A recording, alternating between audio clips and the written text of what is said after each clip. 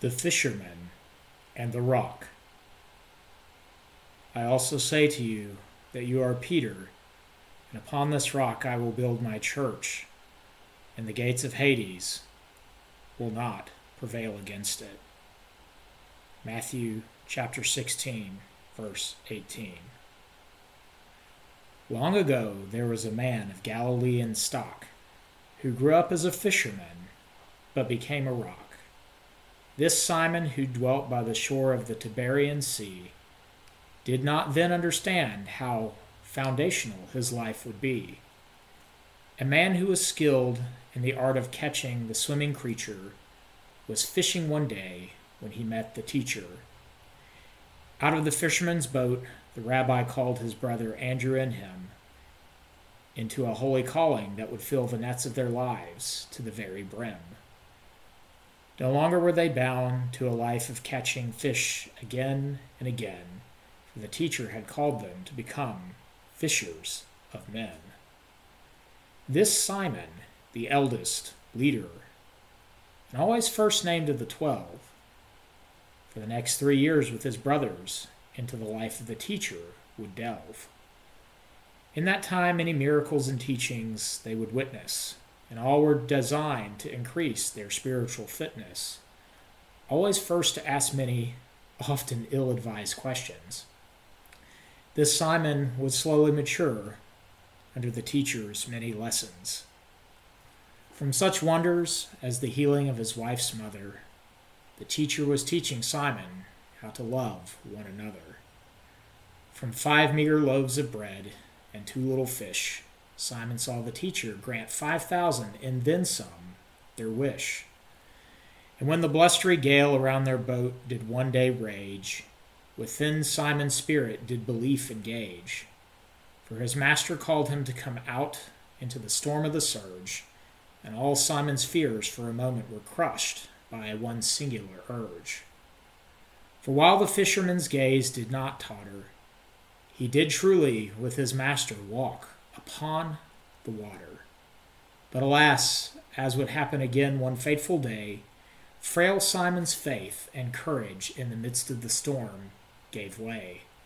Yet as Simon began to sink and flounder, he was pulled back into the boat by the seas and ocean's very founder. Afterward, as they were going through the pagan land of Caesarea Philippi, the master demanded from them an urgent reply.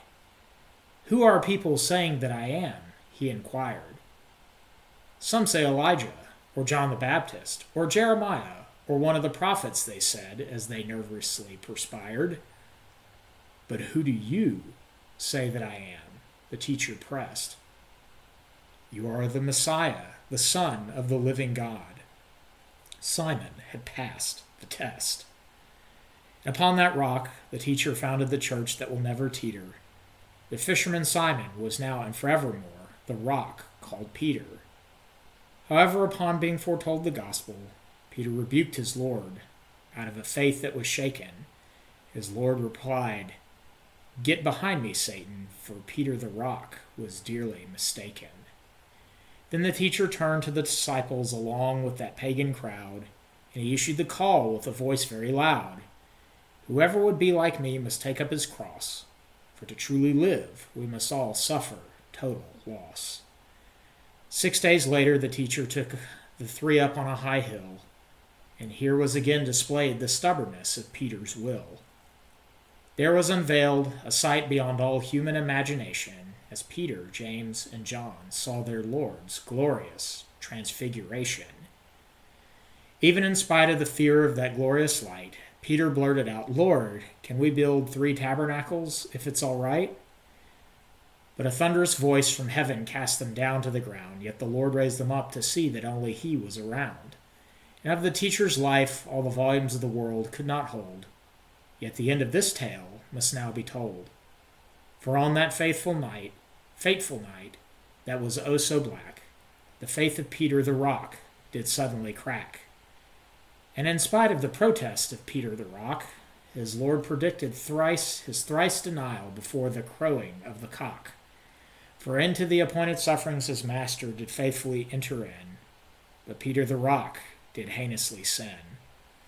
When in a lustful rage did Peter's misguided zeal burn so fervent, he cut off the ear of Malchus the servant. And when he was recognized by the slave girl next to the courtyard's fire, he thrice denied, ranted, and swore with indignant ire. But when the crow of the cock into the sky had leapt, Peter remembered and went out and bitterly wept. While the passion of their teacher did the women and John faithfully attend, Simon the fisherman in ignominy awaited a coward's end. But on the third day, when the miracle of Anastasia had come to be, Mary Magdalene found Simon and John and ushered them to a sight to see. John ran faster than Simon and was the first to be relieved, for he saw the empty tomb, and that day he truly believed. And when all the disciples in the home of the miracle did see, there was no room left for doubt where only belief could be. But before his ascension on the mount called Olivet, the Lord with his friend Simon was not done yet. For while fishing in Galilee, the disciples saw a man on the shore. The life and mission of Simon, the man, had come to restore. After another miracle of catching many fish, the Lord had come to sup with the 11 over one final dish. But to Simon the Lord turned and thrice asked, "Do you love me?" And tears filled Simon's eyes, as yes was the only answer that could be. And on the third time, Simon the son of John began to weep, for the Lord had restored Peter to tend his sheep. So Peter and his brothers went out on mission to fulfill the call of the gospel in the Great Commission. And while Peter would briefly slip up again in the epistle to the Galatians, he preached to Jews first and also to Gentiles the message of reconciliation. And for the rest of his life and the relevant facts, you need look no further than his epistles and the book of Acts. And while living the rest of his life in humble submission, later generations tell that Peter would one day follow his Lord in crucifixion. And at the end of the age, when the teacher, the Lord, rules in the city of glory, there must be mentioned one last footnote concerning the story. A traveler may come to the wall of the glorious city that has 12 foundation stones, and the name of Peter, one of those stones, owns. And if that gate the blessed traveler may knock, he does well to remember the story of Simon the fisherman, who became Peter the rock.